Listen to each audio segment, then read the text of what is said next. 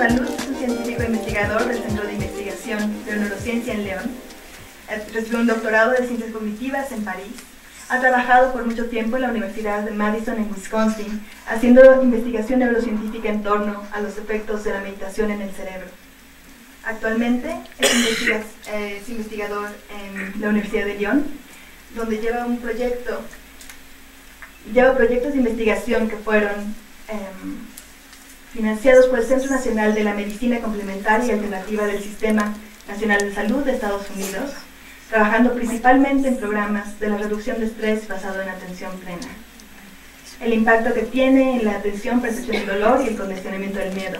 El Dr. Lutz ha sido premiado por el Consejo Europeo de Investigación con una beca para extender su investigación en meditación en Lyon, Francia.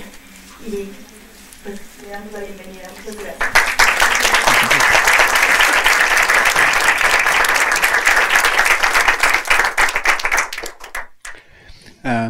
Buenos días. Sorry, my English is my Spanish and English are both very poor, but my English is less poor than my Spanish. So, thank you for atentamente for inviting me. Also for Professor Gamina Villagrán for inviting me today. I'm really pleased to come to present some of our results on meditation. So the title of my talk today is Regulation of Attention and Emotion by Mindfulness Meditation, Neurophysiological Basis and Implication for Mental and Physical Health. At any time, feel free to just raise your hand, ask me questions if something is not clear, and if you want just some clarification. Muy buenos días, mi español es un poco malo, me disculpo, mi inglés también lo es un poco, pero es mejor que mi español. Entonces quiero comenzar por agradecer atentamente por la invitación a la doctora Gamina Villagrán. El día de hoy voy a presentarles algunos resultados sobre las investigaciones asociadas a la meditación. El título de la plática del día de hoy se llama La regulación de la atención y las emociones por Mindfulness o la atención plena. Vamos a ver las bases e implicaciones neurofisiológicas y mentales en la salud física. En la salud física y mental, disculpe. So, should I talk for 1 hour, or how long do we have? Because if we do the translation, it's going to take some time, no? 12 o'clock, okay. So, okay, sounds good. Siéntanse libres de alzar la mano en cualquier momento si desean hacer algunas preguntas. So part of this field of research, which has been named recently contemplative science, has started really to become important about 2 decades ago through some dialogues between, on the one hand, contemplative practitioner in the Buddhist tradition and Western scientists. For instance, one of these meetings took place in MIT in 2003. I also learned recently that in UNAM, there was actually, before that, study on meditation, I think by Professor Greenberg, right? Who was studying even before that. And what you can see here is that since the late 90s, there have been, an increase in publication related to meditation and mindfulness in mainstream scientific journal. And this is just this graph representing the number of publications in a database called PubMed over the last, as a function of the years. And you can see that while in the late 90s, most of the research was clinical research, there are now many fields of science which are interested by contemplative practices, and that include, for instance, positive psychology, cognitive neuroscience, clinical and health psychology, psychiatry, preventive medicine, and recently education, as for instance in the work of Atención. Entonces vamos a hablar sobre este nuevo campo de investigación que se llama la ciencia contemplativa. Y aquí podemos ver que se iniciaron con algunos diálogos entre practicantes contemplativos. Por ejemplo, aquí hay una foto del año 2003, donde los practicantes contemplativos dialogaron con científicos. Esta en particular se realizó en el MIT. Desde los años 90, como podemos ver en la gráfica, el número de investigaciones relacionadas con la meditación o la atención plena implementaron pues, muchos campos de la ciencia, como podemos ver aquí, la psicología del desarrollo, psicología positiva, ciencias cognitivas, neurociencias desde el punto de vista clínico, y ahora la educación, como trabajo que hace atentamente, se han interesado en este campo o diálogo con practicantes contemplativos. Today, my talk and my research focuses mainly on basic science, basic mechanism of meditation. However, I think it's important to show you some of the core findings in clinical research on meditation. En este momento, mi campo de estudio se basa en los mecanismos básicos de la meditación y la ciencia básica. Sin embargo, me gustaría mostrarles algunos resultados relacionados con la clínica. One question which has been the most studied is how mindfulness-related practices can provide some cognitive protection against relapse in depression. And as you might know, once you add one episode in depression in your life, there is a likelihood almost of 50% to add at least one episode of depression in your life. So it's a very important research question.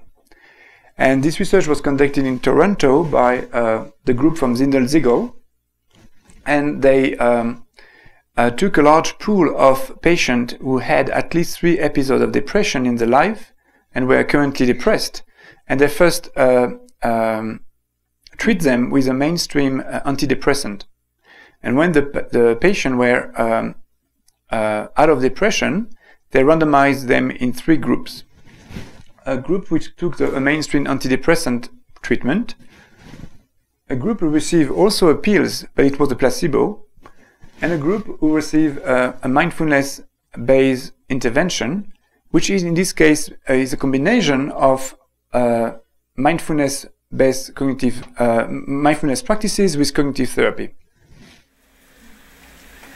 Uno de los campos en que se ha implementado o se ha estudiado los impactos de la atención plena es en cómo podemos prevenir el recaer en la depresión. Y esto es algo muy importante porque hay el 50% de probabilidad de que podamos tener un episodio depresivo en nuestras vidas.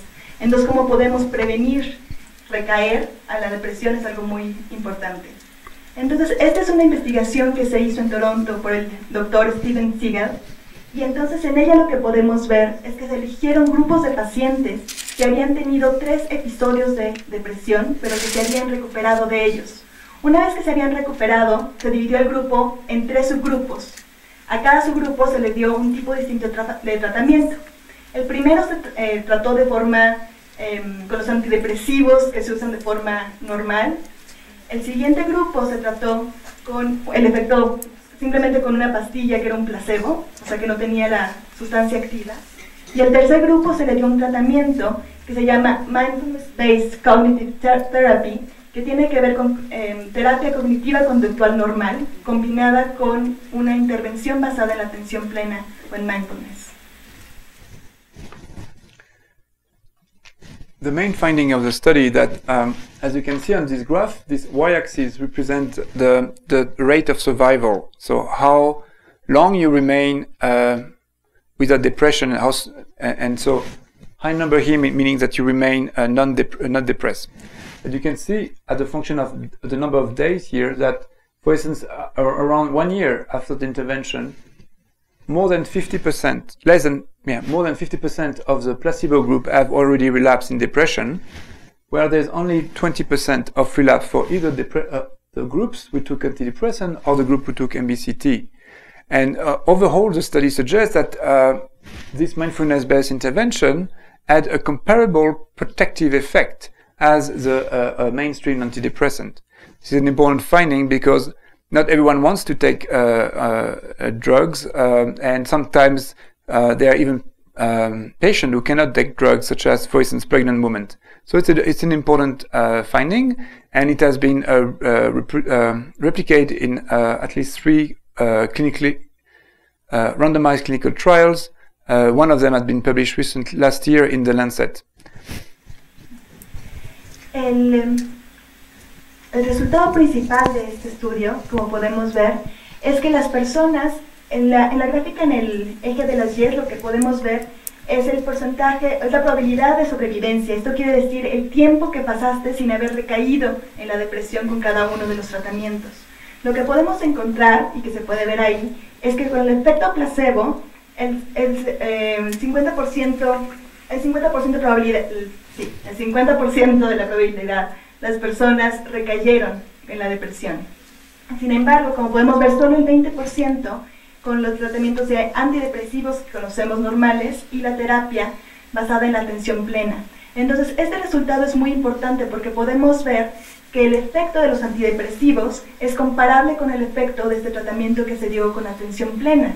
Y este resultado también es muy importante porque justamente hay personas que no pueden tomar pastillas antidepresivas o que simplemente no desean tomar algún tipo de droga. Entonces estas personas tienen ahora la opción, comprobada científicamente, de que pueden tomar este tipo de terapias. Además, este estudio ha sido replicado en otros 3 veces, en estudios clínicos, con grupos controles, y este es el resultado principal. Now, let's maybe start to define what is meditation in very broad terms. And one could just simply understand meditation as a form of mental training, which is a family of complex emotional, attentional, regulatory training regimes that are developed for kind of various ends. It could include the cultivation of well-being, mental health, or an emotional balance. And while today I'm going to talk mostly on so-called the mindfulness meditation, I think it's very important to realize that we, as a scientist, we only have started to study very few meditation practices. There are actually a whole repertoire of practices that can, for instance, focuses mostly on concentration meditation, or cultivating, if you want, prosocial behavior, such as compassion or loving kindness, or developing some form of conceptual or reflections, or some form of practice really investigating the nature of the self, or some practice using visualization to understand the nature of visual perception. So it's really a lot of different practices that are trying to target different mechanisms that all of them are somehow related to well-being and release of suffering, but through different mechanisms. And we only start to study, I think, the tip of the iceberg. Yeah, yes? Okay, maybe she can translate and you can ask your question. Entonces aquí vamos a dar una definición primaria de qué es la meditación. Entonces podemos definir la meditación primariamente como un entrenamiento mental. Aquí dice como una familia de regímenes de entrenamiento, tanto emocionales como de regulación de la atención, que tienen distintos fines, incluyendo el cultivo del bienestar y del balance emocional. Cabe mencionar que apenas hemos empezado a hacer investigación sobre la meditación y las principales investigaciones han sido en torno a la meditación conocida como Mindfulness o Atención Plena, pero también hay otros tipos de meditación que hemos comenzado a estudiar. En particular, hoy vamos a centrar la plática en Mindfulness o Atención Plena, pero me gustaría mencionar que hay otros tipos de meditación, como las meditaciones de concentración, las que tienen que ver con, por ejemplo, conducta prosocial, análisis, entre otros. Todas ellas son distintos tipos de entrenamiento, también designadas o diseñadas para lograr bienestar y para disminuir el sufrimiento, pero con distintos mecanismos.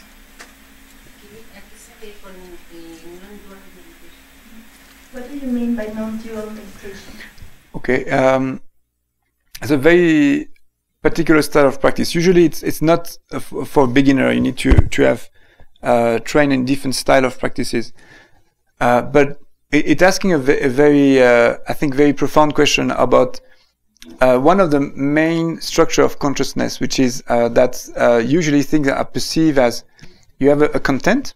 So I perceive, for instance, this glass, and there is a sense of an agent, a perceiver, perceiving it. And through this practice, you try to investigate how solid is how distinguished is the perception of the object outside from the perceiver outside, and you gradually start to see that the object actually is also a mental construct, and then also the perceiver itself, or himself or herself, appears spontaneously as being really permanent and solid and independent. But when you really clearly look at it, it's more like an ongoing dynamic process, more like a flow than something as solid that is appear. And so it's a very it is said to be a very profound way a profound mechanism to release some of the tension or stress that you have sometimes. Let's say when you have some kind of neurotic issues, which are really centered about me, and my problem, my suffering. If you can really understand that it's actually not as it's meaningful, but it's not necessarily as solid that it spontaneously appear. It's more like almost like a dreamlike quality. Then that has some therapeutic values. But we have been started to study it in medicine, but it's not published yet. But it's not a trivial state, but it's in this tradition, it's supposed to be quite important as a practice to relieve suffering. La pregunta es, ¿qué significa o a qué se refiere con la meditación no dual? La meditación no dual, de hecho es una pregunta muy profunda, no es algo para que se enseñe a los principiantes, y tiene que ver con cuestionarnos cuál es la estructura misma de la percepción y de la conciencia. En este tipo de prácticas de meditación nos cuestionamos, por ejemplo, cómo percibimos por instancia una botella o un vaso. Entonces nosotros percibimos algo, hay un contenido en la conciencia que es este vaso y hay un perceptor. Entonces lo que se intenta ver es cuál es la relación entre lo que aquello percibido y en el perceptor. Por ejemplo, a veces el perceptor siente que ese vaso está como separado, es algo sólido, pero finalmente lo que se ve con este tipo de investigaciones es que solamente es un constructo mental, y esa idea de solidez, de permanencia, de independencia, no es intrínseca al objeto, sino depende también de la relación, y que de hecho tanto el perceptor como lo percibido más bien es una serie de fenómenos mentales que están en continuo flujo. Y este tipo de investigaciones son muy nuevas, estamos haciendo algo en Madison en que todavía no hay nada publicado al respecto, pero tienen un valor terapéutico. Y este valor terapéutico es que si, por ejemplo, tenemos mecanismos neuróticos donde se solidifican las cosas afuera de nosotros, al nosotros poder ver esa cualidad fluida de la percepción y de las cosas, nos ayuda a soltar o disminuir el sufrimiento. So before starting, I just, because some of you are not familiar with meditation. By the way, who is familiar with meditation? Just to have a sense in this audience. Okay, so some of you maybe don't know what is. I've never meditated, and you have maybe some idea that a classical. I think a more perception about meditation. It's about suppressing emotion. That you're going to try to suppress thoughts, suppress emotions. And that's kind of what is captured here by this idea, by this cartoon, and maybe Emiliana can translate it. And so, but fundamentally, it's a misconception, because meditation is not about suppressing emotions or thoughts, but it's about more changing the way you relate to thoughts and emotions, and ultimately, it's about actually opening oneself to experience in all its form, whether it's pleasant or unpleasant.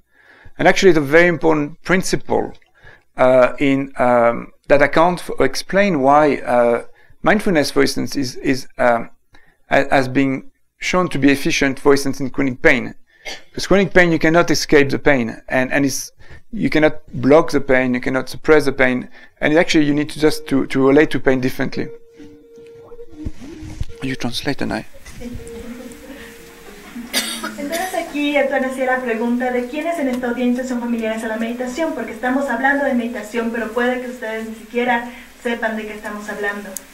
Entonces aquí por ejemplo tiene esta caricatura de la meditación, porque hay una creencia de que a veces meditar lo que significa es suprimir nuestras emociones. Me pidió que la tradujera, entonces dice la tortuga, por favor, Acompáñenme ahora a un nuevo grupo de meditación.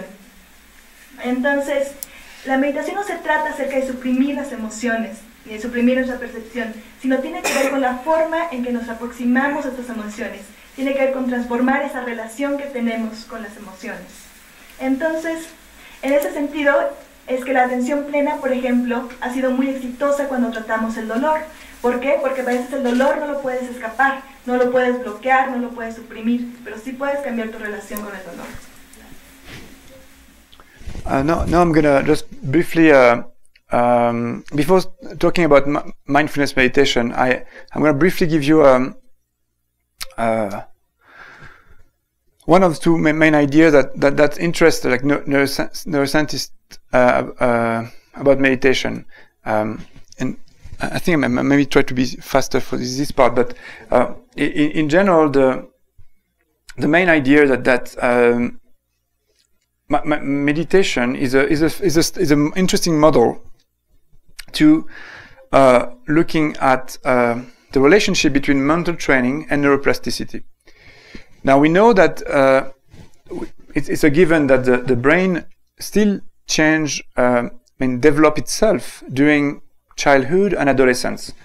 Here, for instance, you see the change in gray matters in the adolescent brain, and you can see that through age, some region, like in particular prefrontal regions, are still changing through adolescence. But the main question is whether you can still change as an adult. And for the long time, the main idea that when you were an adult, thing was pretty much set.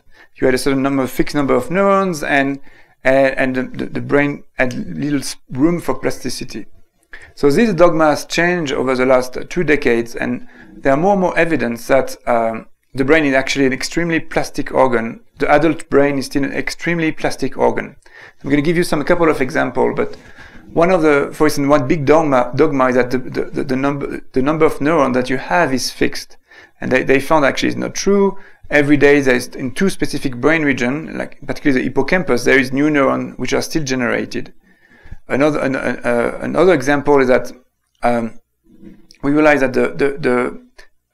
the synaptic weight can still change a lot in the adult brain as a result of experience.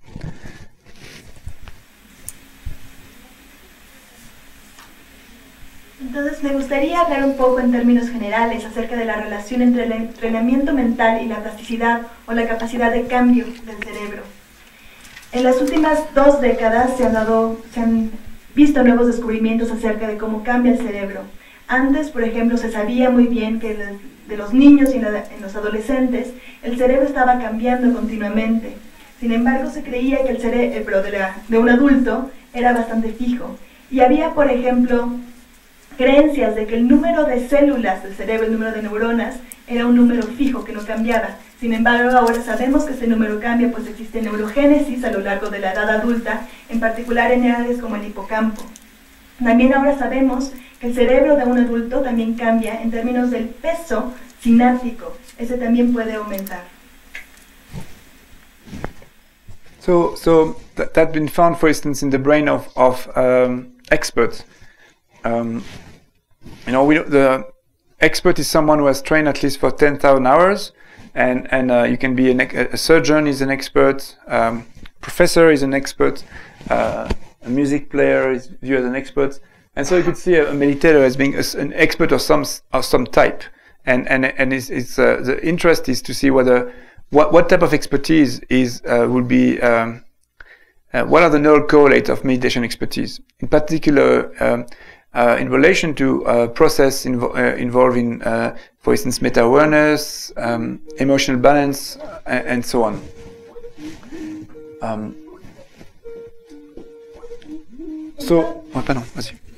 Entonces ahora hemos estado estudiando cómo cambia el cerebro de los expertos.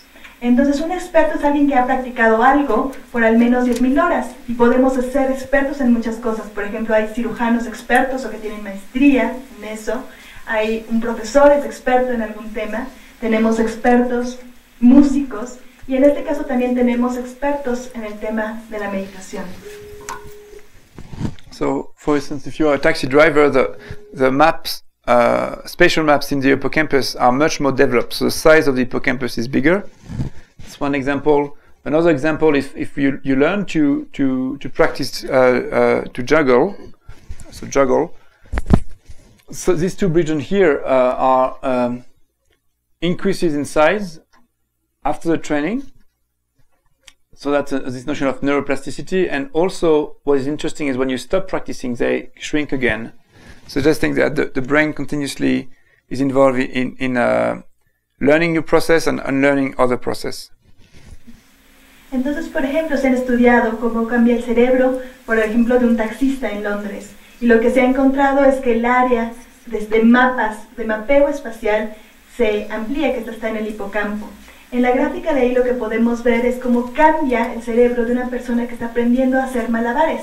Entonces lo que podemos ver es que después del entrenamiento, el área relacionada con los malabares aumenta. Sin embargo, una vez que la persona termina el entrenamiento y ya no sigue practicando, disminuye. Esto nos da una relación en cómo a través de la experiencia nuestro cerebro cambia y hay vías que se fortalecen, pero también otras que se dejan de utilizar y que disminuyen. And this change can be very rapid. For instance, this study look at the effect of a spatial task that train into some kind of spatial maps. So it's when you need to learn a certain maps, and that lasts for 2 hours, and they measure then diffusion tensor imaging, which is measure the a change in the directionality of axons, and they found that there was a significant effect after 2 hours of training in this simple task. So you don't need to be an expert and wait for 10,000 hours to detect a change. Entonces lo que podemos ver en esta foto son los resultados de un estudio que se hicieron. Le pidieron a personas que hicieran una tarea por 2 horas y lo que se midió ahí no fue los cambios estructurales en el cerebro, sino más bien la direccionalidad de los axones. Los axones son los que conectan a las neuronas. Entonces lo que pudieron ver es que con solamente 2 horas de entrenamiento había cambios en esta direccionalidad de los axones. Así que no tenemos que esperar a volvernos expertos, no tenemos que practicar algo por 10.000 horas antes de ver un cambio en el cerebro. Okay. Yeah. Quisiera saber si hay, bueno, en esta parte de la conferencia hay información sobre la meditación y los niños o la infancia. Si hay alguna investigación o qué conocimiento hay sobre eso. I'd like to know if there are some results that related to that in children, in relation to children and meditation. Not that I know, with structural imaging, but there is these data are collected right now. For instance, there is a study in Madison involving 12 schools, and they didn't look at brain imaging, but they look at various measures of various behavior and performance at school and so on. And there is a large study conducted in Oxford in the UK right now. We just started and looking at the adolescent's brain. So they're going to look at how the brain of adolescents is changing as a result of meditation training. But there is no data yet. Actually, here's just one slide. There is some data on meditation and anatomical data. And for instance, this study found a change, for instance, in a group differences in the insular cortex, which is a region that is very important to the related to the feeling, any form of feeling, and in particular represent visceral states. So what is the internal state of your body, and it's not surprising that this region is affected by this style of meditation, because often you are trained to be tuned to your body and to your bodily sensation, to be more centered in the present moment and not to be too much in the head. So it's not surprising that this region seems to be changed in this group of practitioners. Recently I just heard a talk for a study in Germany. It's not published, but they trained for 9 months person and every 3 months they did a different style of meditation. The first 3 months it was a mindfulness meditation, so more attention.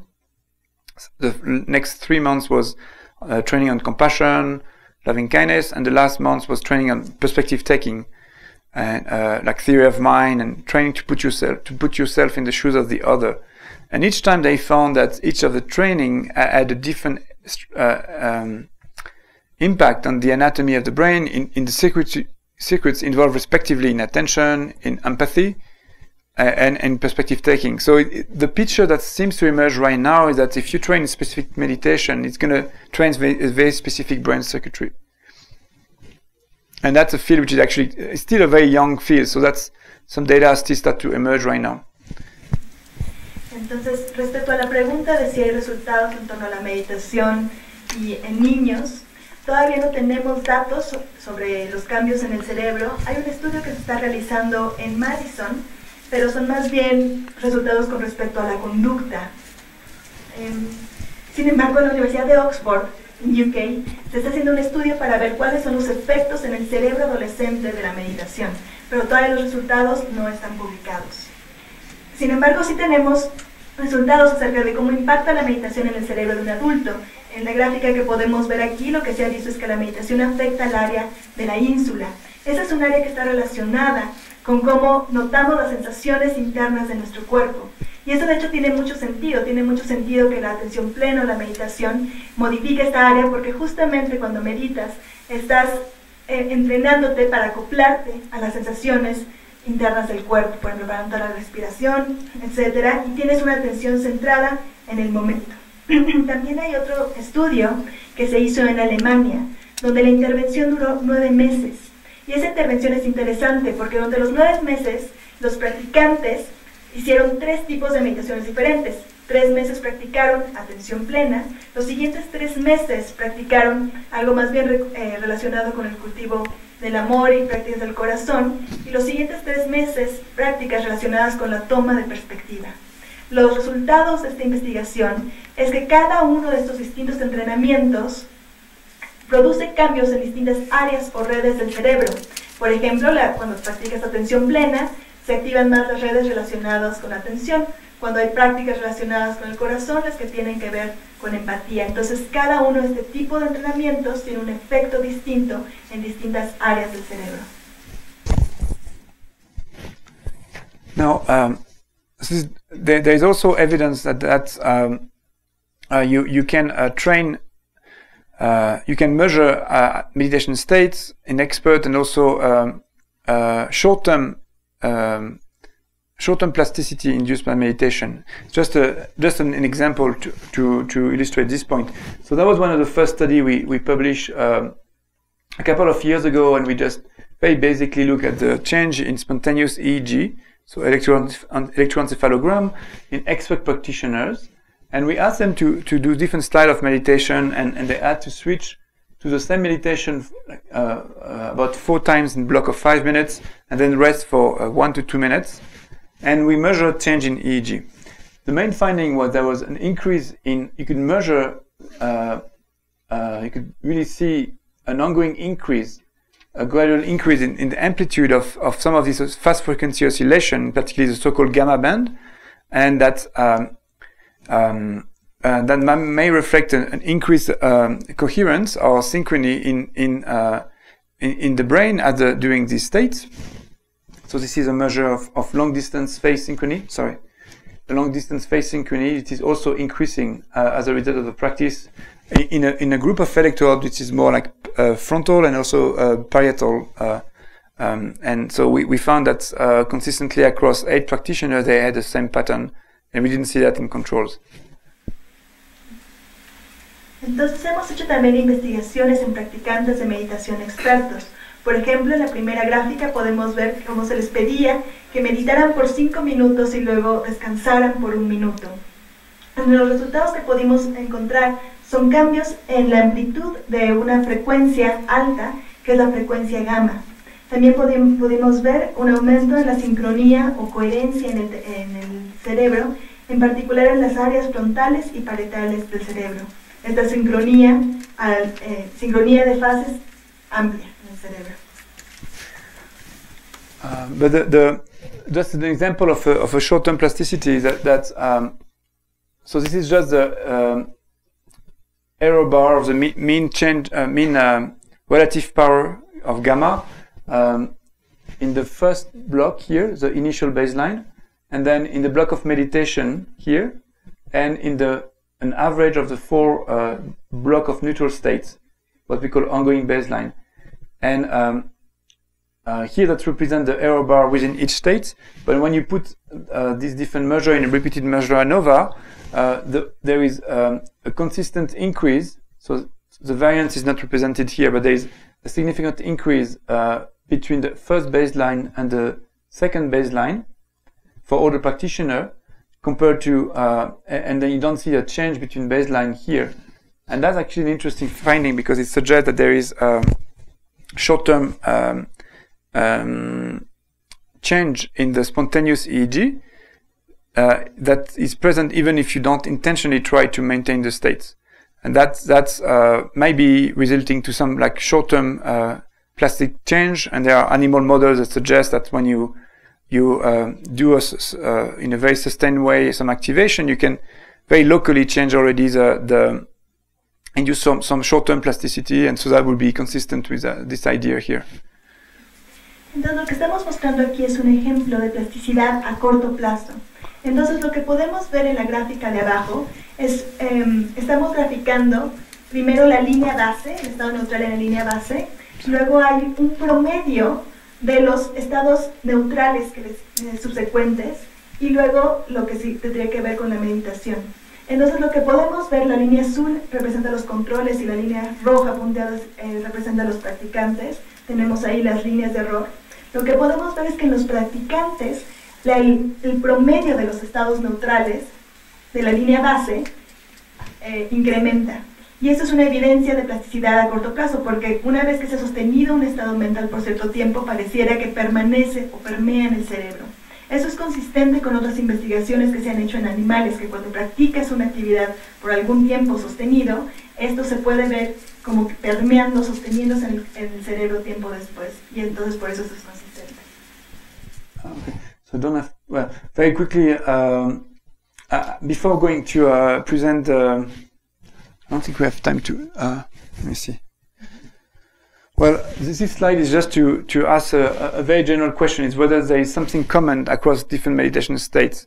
And there is we don't know yet whether there is a common neural correlate, but this is just one paper published in PNAS a couple of years ago, and they look at change, they compare experts, meditator and control, and doing different style of meditation, like concentration, mindfulness, and compassion.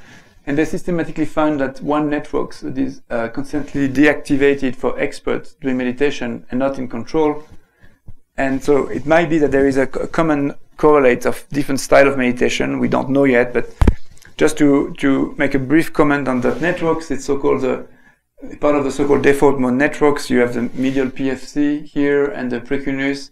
And this is a network that is constantly found when you involved in some kind of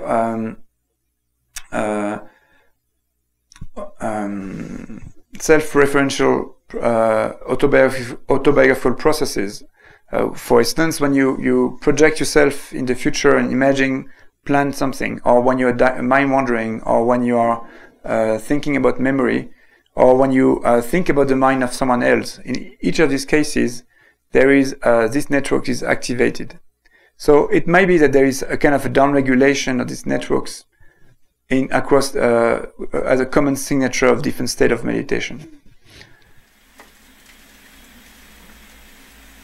Entonces, en este estudio que se hizo hace un par de años, lo que estamos tratando de ver es si hay una característica común a diferentes tipos de meditación. Entonces, por ejemplo, aquí estamos midiendo el impacto en meditadores expertos y controles. No de expert meditation. No. Simplemente en meditadores y en controles de estos tres tipos de meditación, que son meditación en la concentración, en atención plena, Compasión. Y en la meditación de la compasión. Entonces todavía no tenemos mucho claro, pero aquí podemos ver que una de las redes que parece ser común, que se activa con estas tres meditaciones, es la de autorreferencia, que tiene que ver con cuando pensamos en nosotros mismos como en nuestra autobiografía. Oh, so medial prefrontal cortex. Eso se refleja en el área medial prefrontal. En le precuneus. En el precuneo. Yeah. C'est fait partie. Sorry, it takes place of the default mode networks. Y todas estas redes son las que se les llama de default mode, que es modo básico o modo básico. So now I'm just going to switch from now to the more the so-called mindfulness meditation. I'm sure you heard about this notion before. It's becoming quite popular, some kind of fashionable almost. I don't think it's necessarily a good thing, but so here it's a picture of on Time magazine of a woman who looks very relaxed and peaceful, and it's called the Mindfulness Revolution. And now you found mindfulness in many contexts, you know, in Wall Street. There is now research at the army, including the school of snipers. Actually, is interesting to mindfulness.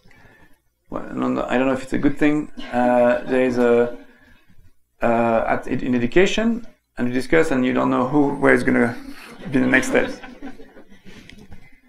Entonces ahora transitamos a lo que llamamos la revolución de la atención plena. ¿Sí? Entonces aquí, por ejemplo, podemos ver esta revista que es la portada de la revista Time. Podemos ver a una mujer muy relajada, muy feliz. Y también vemos que entonces la atención plena ha permeado en otros ambientes. Por ejemplo, tenemos gente practicándola en Wall Street. Tenemos al ejército incluso interesado en ellos. Están, por ejemplo, el escuadrón de snipers, que son disparadores, me parece. No sabemos si eso es algo bueno o no es bueno, pero pareciera que está muy de moda la práctica de mindfulness. Entonces aquí también tenemos en la educación y pues no sabemos ya dónde va a permear este tipo de práctica. Now, this is just to illustrate that why now it has been. There was an article who suggests that based on some of the finding on a study, that you can have a more accurate visual perception after 3 months of meditation. That suggests that these journalists say, well, it would be great for traders to use it and be faster at making trades, and so that was a motivation to the meditation. So as a scientist, you know, we're very neutral about the axiology, the motivational frameworks or ethical frameworks in the context of which these different meditation are made. So we remain neutral, but for us, I think it's going to be a problem from this field, because it's possible that there will be a lot of incoherence in the empirical study, because depending on the context and the motivation and the frameworks, the same techniques might have a very different effect. And we have not yet tried to understand or incorporate this complexity in the study. And for that reason, we recently review this research on mindfulness in psychology, and we come out with a certain framework, a model to account for the complexity and the difficulty to study this form of mental training. So I'm going to present this framework in a moment. Entonces aquí me gustaría presentar un artículo que salió hace un tiempo. Este fue el artículo respondiendo a una investigación donde se afirmaba que la técnica de la atención plena mejoraba la percepción o la precisión en la percepción visual. Entonces se argumentaba que esto podría ser muy bueno para cuando estás en Wall Street haciendo compras o cambios y mercadeos. Entonces, nosotros como científicos tenemos que ser muy neutrales respecto a las investigaciones, sin el contexto ético. Sin embargo, vemos que ahora esto va a ser un problema en el campo, porque vamos a encontrar incoherencia en los resultados cuando cambian de un contexto ético a otro, cuando la motivación cambia. Entonces podemos ver diferentes efectos. Entonces lo que nosotros hicimos fue hacer una revisión de los estudios que se han hecho hasta ahora para poder explorar esta complejidad.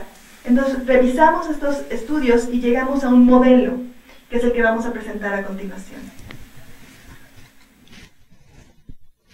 Before presenting this model, I'm just going to briefly review three-way in psychology, three constructs related to the notion of mindfulness. The first one is the notion of mindfulness as a mental trait. And it has been now, there are several questionnaires that the 5-factor of mindfulness or the mass. These scales try to capture some feature, some invariant that will be a measure or a way to operationalize mindfulness. And there is a long tradition in psychology to use these scales. The problem is that they are more evident that it's actually a very pragmatic approach. And just to give you one example, first of all, there's a lot of domain characteristics in these questionnaires. They use the same language as some of these instructions. So it's very possible that they only report some form of domain characteristic. Secondly, they're not very specific. There's high correlation of this questionnaire with other mental questionnaire on attention or well-being and so on. So it's not very specific. And finally, because of the domain characteristic, you find very contradictory finding. For instance, binge drinker, American binge drinker report higher on this scale compared to, after a brief intervention, compared to, say, meditator after an intensive week of retreat, suggesting that this scale could be actually measuring something, but may not be measuring what we want to measure, which is the actual meditative state itself. Ahora lo que me gustaría explorar son 3 definiciones del término de mindfulness o de la atención plena. La primera tiene que ver con mindfulness como un estado, y esto es lo que se ha estado midiendo a través de cuestionarios como el de 5 facetas. En general hay una tradición en la psicología de tratar de medir, por ejemplo, mindfulness a través de las escalas. Es una forma de operacionalizar lo que queremos medir. Sin embargo, estas escalas tienen un problema. El primer problema es que es el lenguaje. Entonces, nosotros estamos midiendo enunciados que se parecen mucho a las instrucciones mismas de la práctica.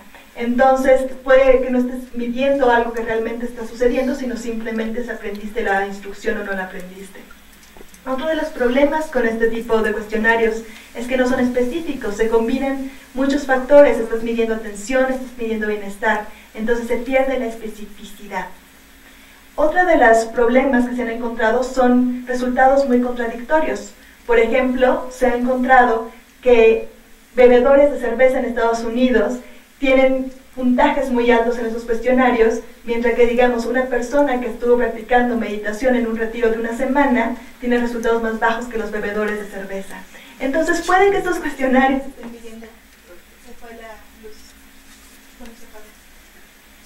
Puede que los cuestionarios estén midiendo algo, pero no necesariamente están midiendo lo que queremos, que son ciertos estados meditativos.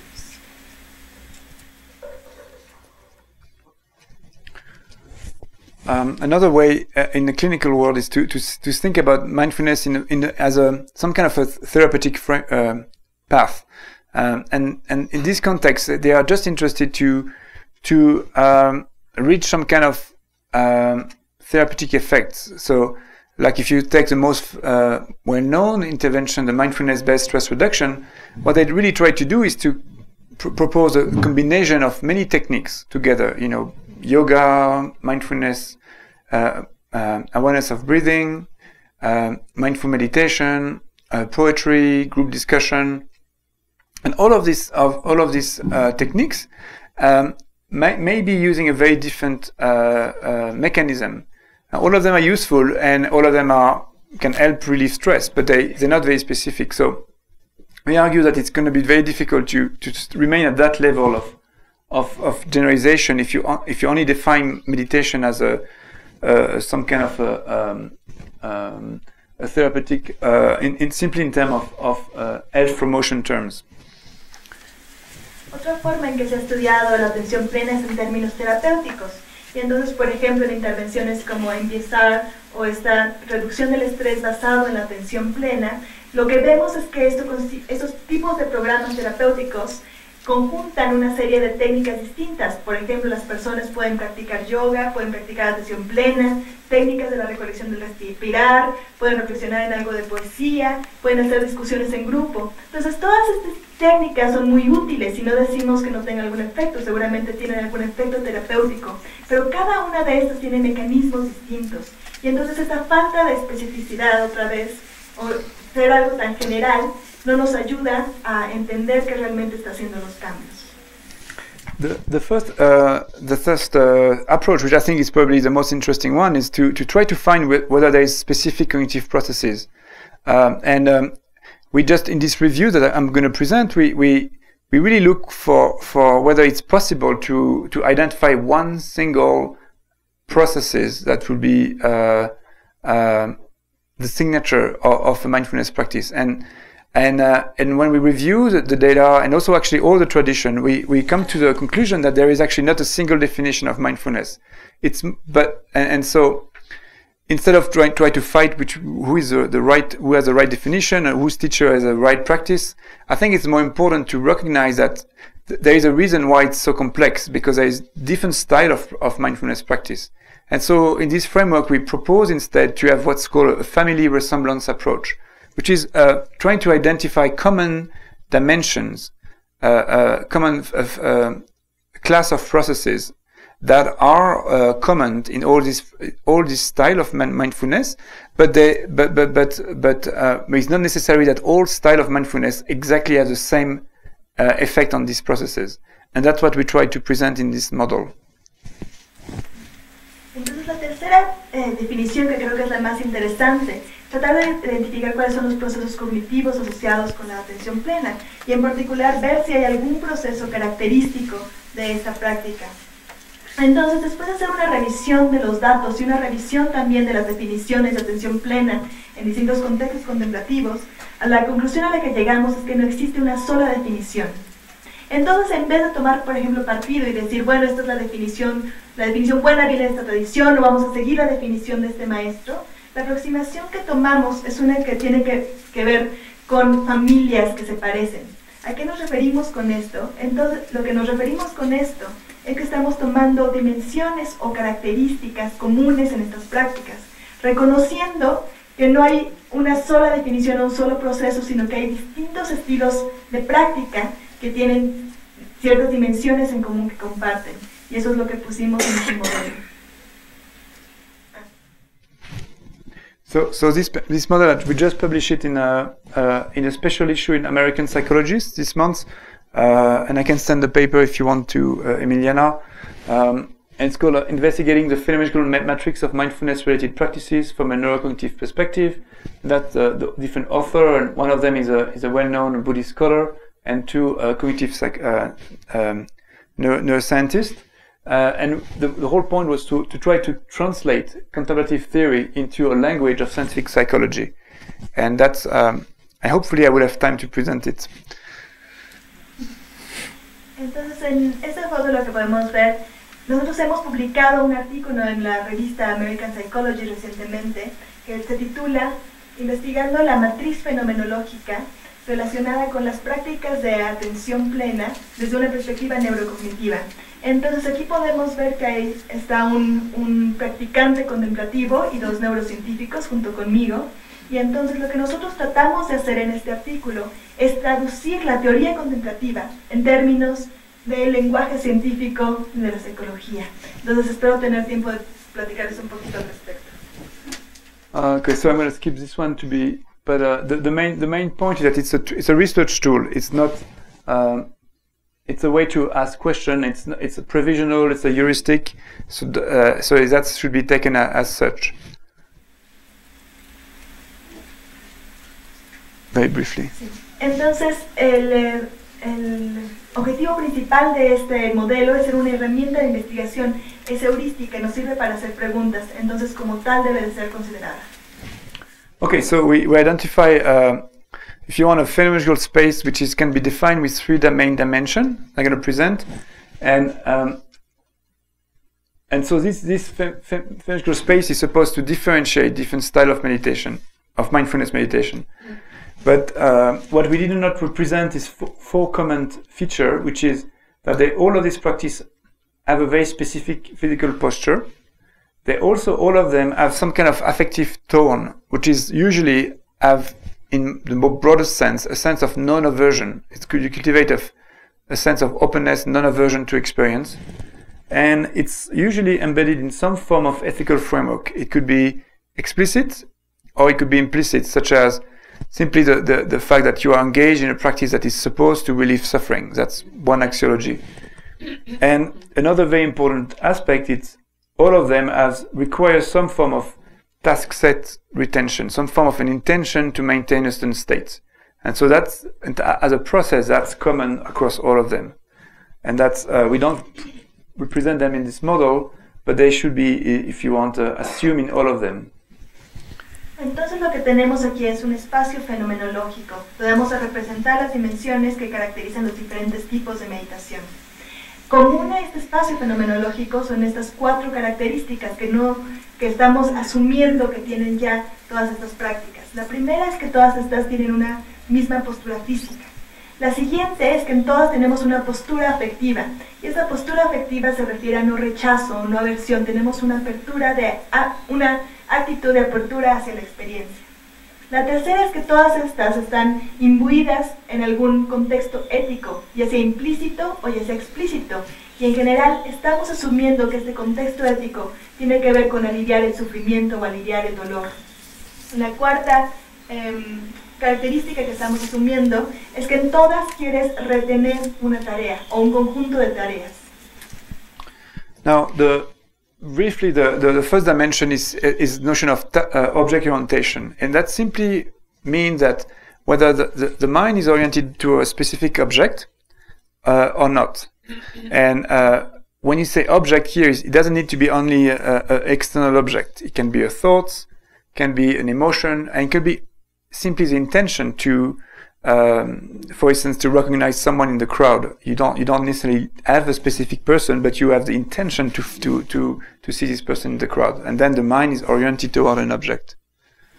Entonces la primera dimensión es la de orientación a objetos. Entonces básicamente estamos pensando si nos estamos orientando a un objeto o no lo estamos haciendo.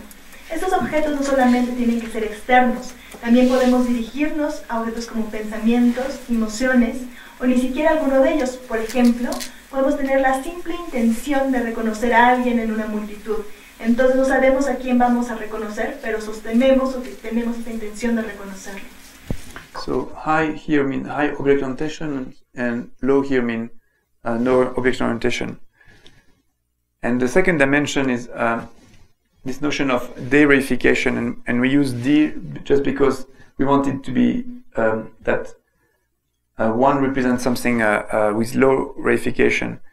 And that's in cognitive psychology. In psychology, there is a similar term is the notion of decentering in depression research, or cognitive diffusion from the work from Hay, or phenomenological reduction, or epoche in phenomenology.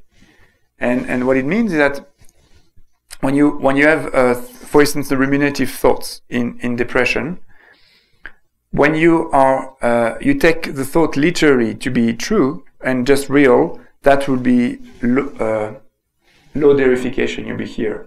But when you can recognize that the thought fundamentally is just a mental event and doesn't truly reflect reality, it's just a mental event, you'll be high on this derification aspect. And this dimension is particularly important, in all the psychiatric disorder, when you can somehow derify, for instance, food impulse or craving in addiction. When you simply relate them as a mental event instead of being something truly real. And the same thing with pain, or with rumination and so on. Entonces aquí tenemos la siguiente dimensión, que es el término de reificación. De reificación se corresponde con los términos de no estar centrado o descentralizado de Williams, o la defusión cognitiva de Hayes, o también el concepto de reducción fenomenológica o époque en la fenomenología. Entonces, ¿qué significa la de reificación? Entonces, por ejemplo, si nosotros tenemos algún pensamiento, como en la depresión que tenemos pensamientos compulsivos o de rumiación, entonces si nosotros pensamos que esos pensamientos son ciertos y los tomamos como algo cierto y sólido, tendríamos muy baja de reificación. Sin embargo, si nosotros esos pensamientos los vemos simplemente como eventos mentales, tendríamos una alta de reificación. Esto es muy importante también, por ejemplo, en desórdenes psiquiátricos, como por ejemplo si tenemos el impulso a comer y lo podemos simplemente ver como un evento mental, ese impulso, entonces no hay necesidad de seguirlo, tendríamos alta de reificación. And the third one is, here we call it reflexive awareness. In the final manuscript, it's simply called meta-awareness. It simply reflects this capacity to be aware of one's own cognitions. It takes different meanings in meditation, but in a very simple way, it could be simply the capacity to be aware of your own mental space. So, for instance, when you walk, you're being aware that you're walking. When you perceive, you're being aware that you perceive, and so on. When you have a distraction, you're aware of that you have a distraction, etc. And by contrast, when you are very low here, you are absorbed into experience. You're fusing with experience. A simple example is when you go to a movie theater and you're totally absorbed with a movie to such a point that you forget that actually it's a movie. You're just in the movie. So that will be very low in meta-awareness. Entonces la tercera dimensión que tenemos aquí es la de la metaconciencia. Entonces eso tiene que ver con saber que estamos percibiendo, saber que estamos conociendo. Por ejemplo, simplemente la podríamos ver como estar consciente del espacio de la mente. Entonces, por ejemplo, si vamos caminando, sabemos que estamos caminando. Si nos distraemos, sabemos que nos distrajimos. Si estamos percibiendo algo, sabemos que lo estamos percibiendo. Lo contrario, esa sería una alta metaconciencia. Por el contrario, una baja metaconciencia tendría que ver con estar totalmente fusionado o absorto en la experiencia. Como por ejemplo, cuando estás viendo una película y se te olvida que lo que estás viendo es una película porque estás totalmente metido en la trama. And so we have then 4 additional secondary quality which are important to describe this style of practice. And very briefly, aperture is simply how broad is your attention versus very narrow focus. There is this notion of clarity, is how vivid is your perception versus being a little bit dull. And stability is a very important one, whether when you're in one part of the space, whether you're going to be easily distracted from your object or you can hold the states. There is efforts, is how much you are you have to put efforts to hold these states or not. Maybe I should stop. Go ahead. Entonces tenemos otras 4 cualidades o características secundarias. Entonces la primera es la de apertura, y eso tiene que ver con qué tan enfocado estás en un objeto. La siguiente tiene que ver con claridad, y en esta estamos mapeando qué tan vívidamente estás percibiendo el objeto o si hay algo de sopor o algo de claridad. El tercero tiene que ver con estabilidad, que es nuestra capacidad de permanecer en la tarea que nos hemos propuesto o si nos estamos distrayendo constantemente de ella. La cuarta tiene que ver con el esfuerzo, que es qué tanto esfuerzo estamos invirtiendo para poder sostener la tarea que queremos realizar.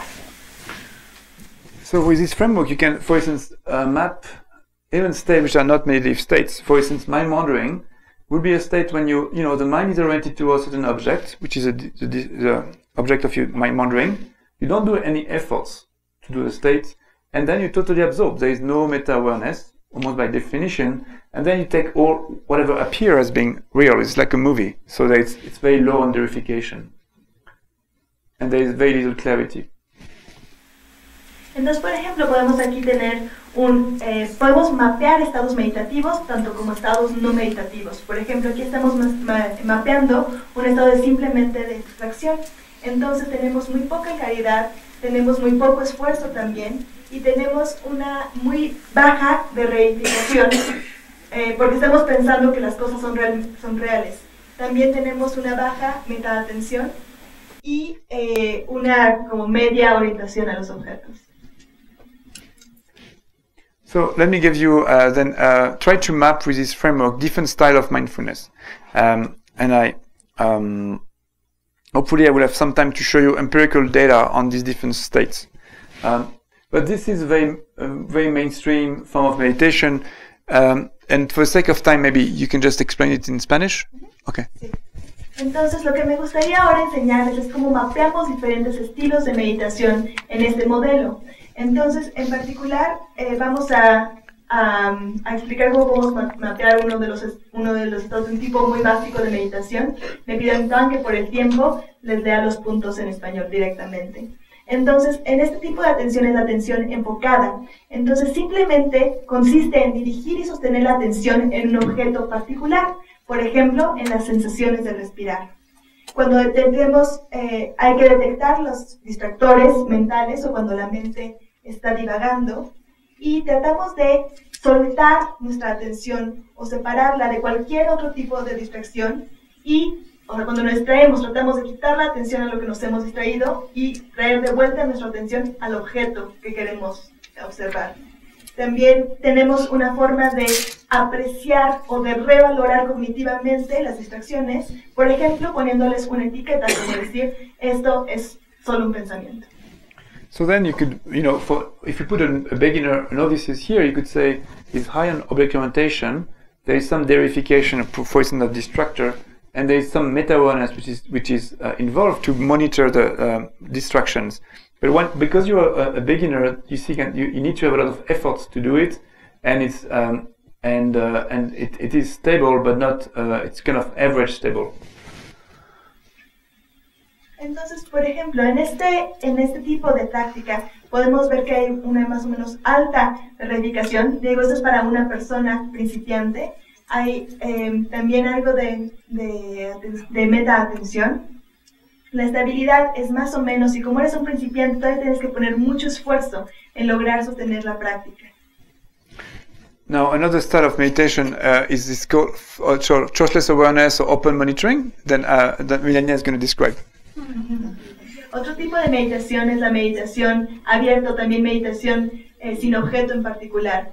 Entonces, aquí dirigimos nuestra atención a ningún objeto en particular. No tenemos ninguna... tenemos non-reactive metacognitive monitoring. Para los principiantes significaría simplemente nombrar las experiencias y nuestro monitoreo cognitivo es simplemente no reactivo. También tenemos... You could just say it's about monitoring the any habit that you have. You can have rumination pattern or affective habits, and you just try to be aware of them. And the point is that through this awareness, without actions, you are somehow de-automatizing habits. Could be affective habits, perceptual habits, and so on. Entonces, básicamente, ese tipo de meditación que tiene que ver con simplemente observar nuestros hábitos mentales. Y con el simple hecho de observarlos, podemos disminuir nuestra tendencia a caer en ellos, nuestra forma de caer en los hábitos. Now, in that case, this state will be characterized, you drop the object, it's lower here, and it's much broader aperture.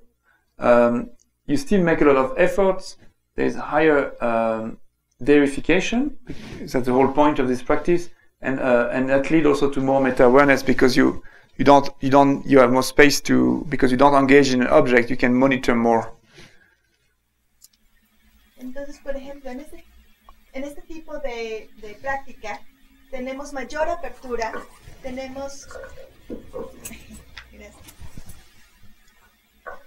En este tipo de práctica tenemos mayor apertura, mayor de-reificación, porque este es justamente el punto de la práctica, y también tenemos un mayor monitoreo de la experiencia, estamos más abiertos. Sin embargo, tenemos una menor orientación a los objetos porque no estamos orientándonos a ningún objeto en particular. So usually practitioner will start with this practice, this focus attention practice, and then move to this one when their mind is more centered and balanced. Because traditionally it's hard to stay in this space without falling into mind wandering. So with this framework you can also measure expertise, and that's characterized typically by less efforts because it's automatics, and enhance, for instance, derification, and enhanced meta-awareness, and more clarity and more stability.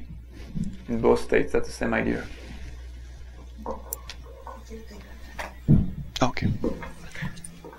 Entonces, algo importante de este modelo es que también podemos mapear si un practicante es experto o es un principiante en una técnica dada. Pues bueno, aquí lo primero que mostró es que estar en ese estado de atención abierta es como muy difícil, es fácil caer en la distracción, pero en esos otros tipos de meditación podemos ver la diferencia entre, por ejemplo, en el abierto, monitoreo abierto y en la atención enfocada, podemos ver cómo se mapean distinto las dos.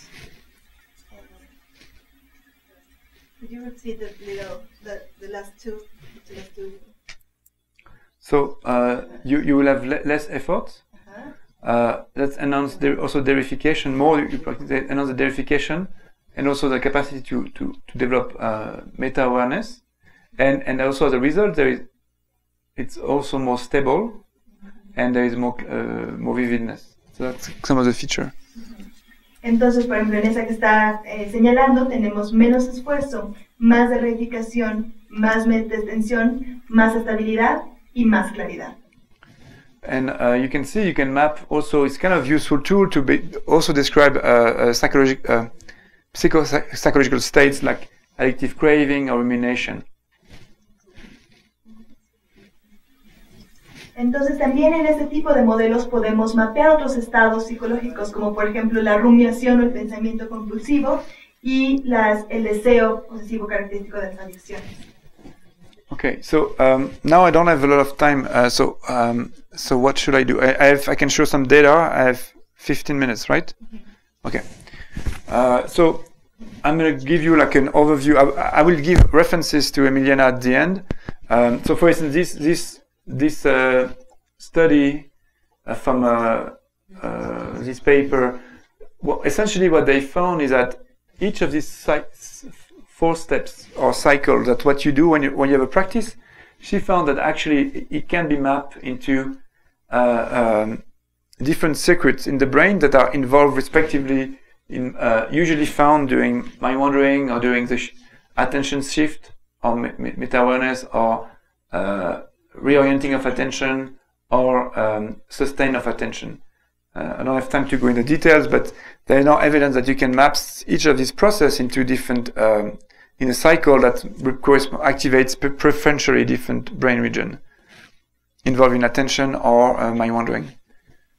Entonces, en este estudio está hecho sobre la meditación de atención enfocada. Entonces, lo que podemos ver es que el proceso se puede mapear en diferentes subprocesos y cada uno de esos subprocesos los podemos ver en activación en distintas áreas del cerebro. Por ejemplo, cuando estás distraído, lo puedes ver, o cuando estás enfocado, el proceso de metacognición o orientación a objeto. So briefly, this is just an example of bottom line is that when you look at the impact of this state of focused attention on emotions, because of this capacity to monitor your reaction, we present affective sounds, like emotional sounds, during this focused attention in expert versus control, and we found that they were capable to, there was less reactivity that was would correspond to less activation in the region called the amygdala, which is involved in particular with fear processing. Entonces, en este estudio que realizamos aquí, tenemos a meditadores a los que se les expone a diferentes impulsos o cosas afectivas, por ejemplo, sonidos con diferentes valencias afectivas, y lo que podemos ver es que en las personas que han practicado hay menos reactividad a estos estímulos. Entonces, y esta reactividad se ve en menos activación en el área de la amígdala. Now I'm going to very briefly present, well, I don't have time to go into the background literature, but I'm going to directly go to the, so this model, you can predict that through training you're going to enhance in particular stability in as a result of this style of meditation, and we test this idea by looking at doing a longitudinal study before and after 3 months of intensive meditation. That's a center in North America. And we did with a portable EEG system. And we measure some a dichotic listening task. So you may be familiar, but it's essentially a task when you need to detect a target and ignore distractor. And it's a sustained attention task. You do it for like about 20-25 minutes. And we're interested in 2 measures. One is to measure try-to-trial variability in reaction time as a measure of attention stability. And the second one, we look at a measure of stability of the brain response from trial to trial. It's a measure called the phase locking factor. And the core finding is that we found that after training, there was a reduction in, for practitioner only compared to novices, a reduction in intertrial variability, suggesting that indeed there was more stability. Entonces aquí lo que estamos presentando son los resultados de un experimento que se hizo cuando la gente practicó la meditación de forma intensiva por 3 meses. Entonces en este tipo de edición estamos interesados en 3 cosas. Estamos interesados en ver cuál es la variación entre una tarea y otra. En general, el tipo de tarea que se les puso es que las personas tienen que identificar un estímulo y tienen que ignorar los distractores. Y esto se hace por tiempo sostenido. Y las mediciones que estamos interesados en conocer es cuál es la variación, la variabilidad en tu capacidad de hacer esta tarea entre de una fase a la que sigue. También cuál es la estabilidad cerebral. Y luego un tipo de medición que se llama phase looking factor. Phase looking factor, el factor de encontrar la fase. Entonces lo que hemos visto es que entre los practicantes que lo hicieron y los novicios hay una diferencia en la variabilidad entre una tarea y otra. Esto quiere decir que encontramos mayor estabilidad. If you want, this is consistent with this literature here on ADHD. We found that there is more variability in trial in a patient who suffer from attention disorder compared to control. So practitioner will be in a way here with a more narrow distribution. Entonces, esto es consistente, esto es algo que se podía predecir en el modelo y esto es algo consistente también con la literatura. Por ejemplo, en esta gráfica podemos ver la variabilidad de personas con problemas de déficit o hiperactividad de la atención, que es lo que está en azul, y podemos ver cómo la variación es mucho menor en los practicantes de meditación. Yeah. Oh, 1 minute. Wow. Okay.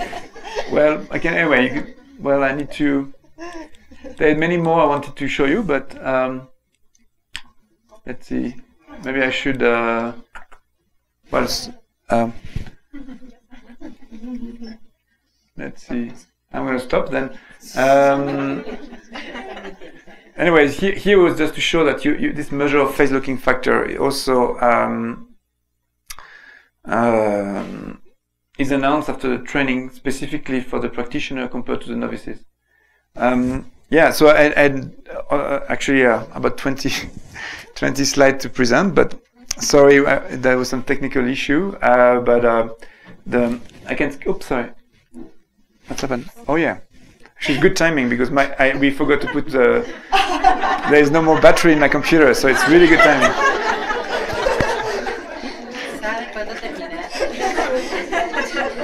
So, un buen tiempo porque se acabó la batería de mi computadora. Ya estaba pasándome algo. The only thing I wanted to say I wanted to show you some data on open monitoring and how it's some tasks like the attention blink, for instance. You can show that you can change the effect on attention blink. I have also some data on meditation on inflammation and meditation on cellular aging. But we recently review in all this literature in an article in Scientific American, and I will give this review to Emiliana, as long as this paper in American Psychologist. So if you're interested, you are welcome to read them in more details. And then I just thank you for your attention, and again for Milena for the translation.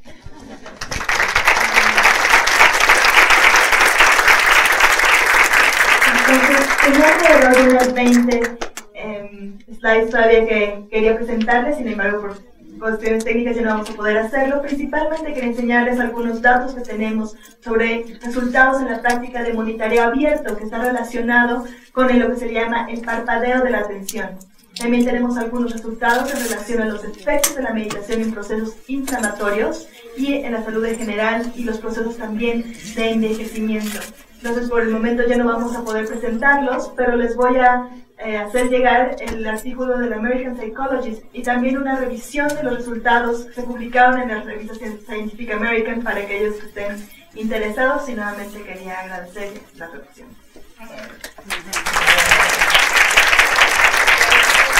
Queremos agradecer al Dr. Lutz su presencia, sí, y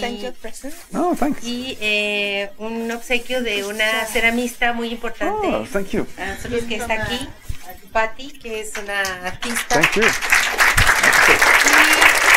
le vamos a dar oportunidad para que termine de presentar en otra ocasión. Oh, thank you. Invited to come here to finish Fantastic. Estamos Wonderful. muy agradecidos de Thank you. su presencia. Okay. Thank you. very much. Thank you.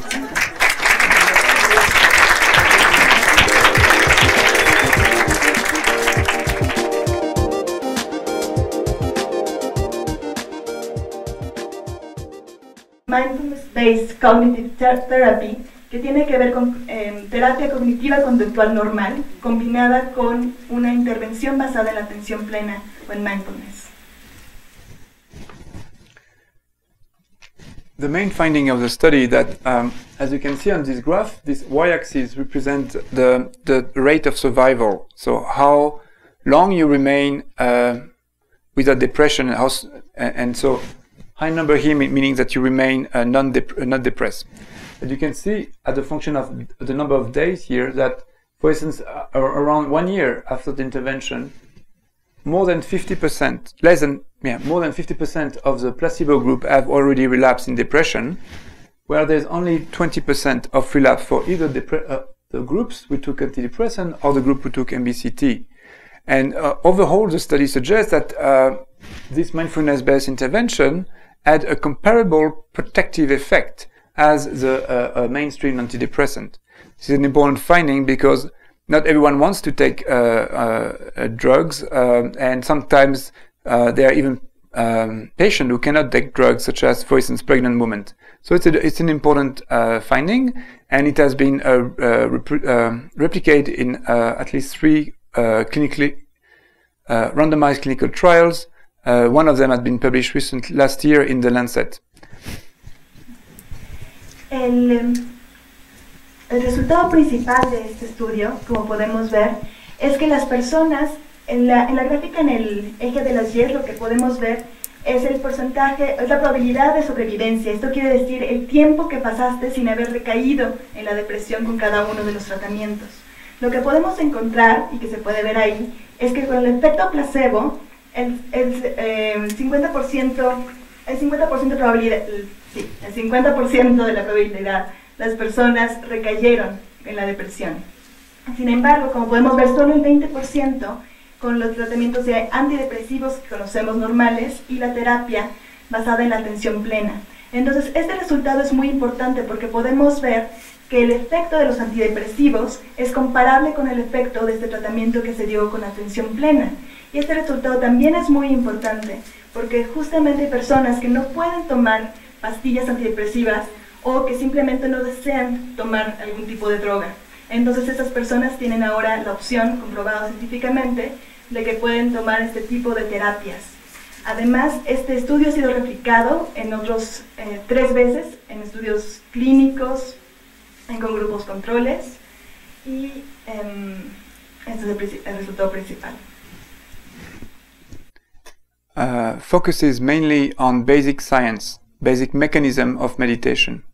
However, I think it's important to show you some of the core findings in clinical research on meditation.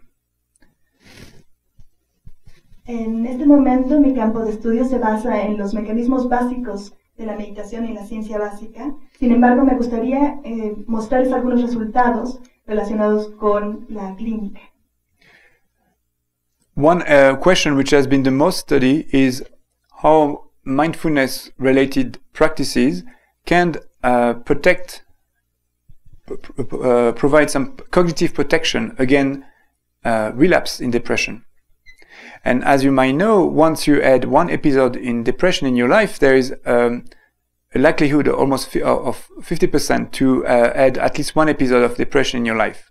So it's a very important research question. And this research was conducted in Toronto by the group from Zindel-Ziegel, and they took a large pool of patients who had at least 3 episodes of depression in their life and were currently depressed, and they first treat them with a mainstream antidepressant. And when the patient were out of depression, they randomized them in 3 groups. A group which took a mainstream antidepressant treatment, a group who received also pills, but it was a placebo, and a group who received a mindfulness-based intervention, which is in this case is a combination of mindfulness-based mindfulness practices with cognitive therapy. Uno de los campos en que se ha implementado o se ha estudiado los impactos de la atención plena es en cómo podemos prevenir el recaer en la depresión. Y esto es algo muy importante porque hay el 50% de probabilidad de que podamos tener un episodio depresivo en nuestras vidas. Entonces, cómo podemos prevenir recaer a la depresión es algo muy importante. Entonces, esta es una investigación que se hizo en Toronto por el doctor Steven Seagal. Y entonces en ella lo que podemos ver es que se eligieron grupos de pacientes que habían tenido 3 episodios de depresión, pero que se habían recuperado de ellos. Una vez que se habían recuperado, se dividió el grupo en 3 subgrupos. A cada subgrupo se le dio un tipo distinto de tratamiento. El primero se trató de forma con los antidepresivos que se usan de forma normal. El siguiente grupo se trató con el efecto simplemente con una pastilla que era un placebo, o sea que no tenía la sustancia activa. Y al tercer grupo se le dio un tratamiento que se llama... Now, let's start to define what is meditation in very broad term. And one could just simply understand meditation as a form of mental training, which is a family of complex emotional, attentional, regulatory training regimes that are developed for kind of various ends. It could include the cultivation of well-being, mental health, or an emotional balance. And while today I'm going to talk mostly on so-called mindfulness meditation, I think it's very important to realize that we, as a scientist, we only have start to study very few meditation practices. There are actually a whole repertoire of practices that can, for instance, focuses mostly on concentration meditation, or cultivating, if you want, prosocial behavior, such as compassion or loving kindness, or developing some form of conceptual or reflections, or some form of practice really investigating the nature of the self, or some practice using visualization to understand the nature of visual perception. So it's really a lot of different practices that are trying to target different mechanisms that all of them are somehow related to well-being and release of suffering, but through different mechanisms. And we only start to study, I think, the tip of the iceberg. Yeah, yes? So, okay, maybe she can translate and you can ask your question. Entonces aquí vamos a dar una definición primaria de qué es la meditación. Entonces podemos definir la meditación primariamente como un entrenamiento mental. Aquí dice como una familia de regímenes de entrenamiento, tanto emocionales como de regulación de la atención, que tienen distintos fines, incluyendo el cultivo del bienestar y del balance emocional. Cabe mencionar que apenas hemos empezado a hacer investigación sobre la meditación, y las principales investigaciones han sido en torno a la meditación conocida como Mindfulness o Atención Plena, pero también hay otros tipos de meditación que hemos comenzado a estudiar. En particular, hoy vamos a centrar la plática en mindfulness o atención plena, pero me gustaría mencionar que hay otros tipos de meditación, como las meditaciones de concentración, las que tienen que ver con, por ejemplo, conducta prosocial, análisis, entre otros. Todas ellas son distintos tipos de entrenamiento, también designadas o diseñadas para lograr bienestar y para disminuir el sufrimiento, pero con distintos mecanismos. Okay, so, okay, sounds good.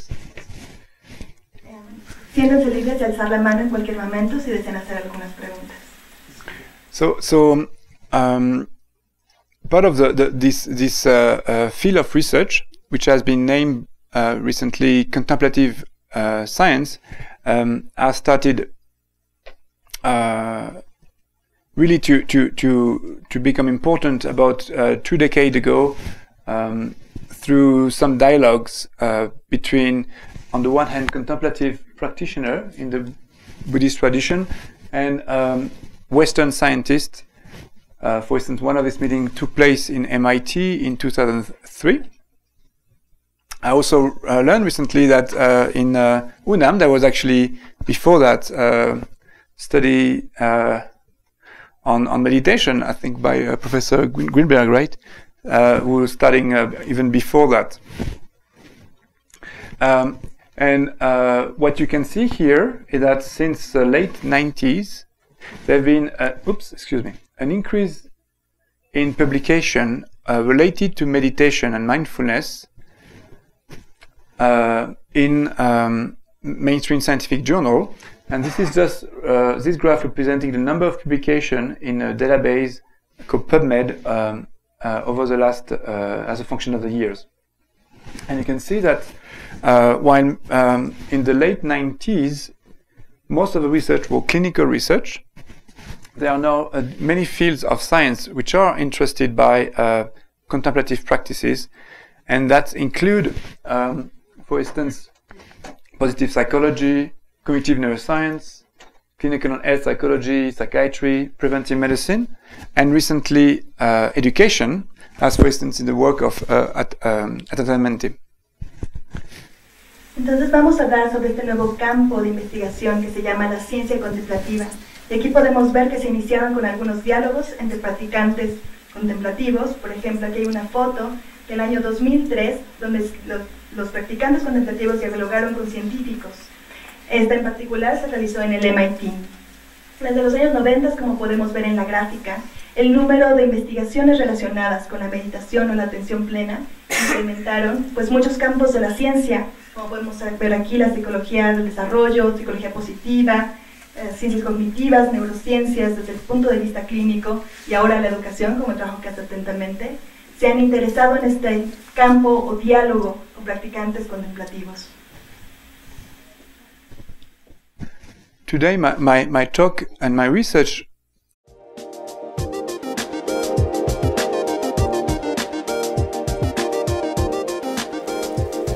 El doctor Antoine Lutz es un científico investigador del Centro de Investigación de Neurociencia en León. Recibió un doctorado de Ciencias Cognitivas en París. Ha trabajado por mucho tiempo en la Universidad de Madison en Wisconsin, haciendo investigación neurocientífica en torno a los efectos de la meditación en el cerebro. Actualmente es investigador en la Universidad de Lyon, donde lleva proyectos de investigación que fueron financiados por el Centro Nacional de la Medicina Complementaria y Alternativa del Sistema Nacional de Salud de Estados Unidos, trabajando principalmente en programas de la reducción de estrés basado en atención plena. El impacto que tiene en la atención, percepción del dolor y el condicionamiento del miedo. El Dr. Lutz ha sido premiado por el Consejo Europeo de Investigación con una beca para extender su investigación en meditación en Lyon, Francia. Y pues le damos la bienvenida. Muchas gracias.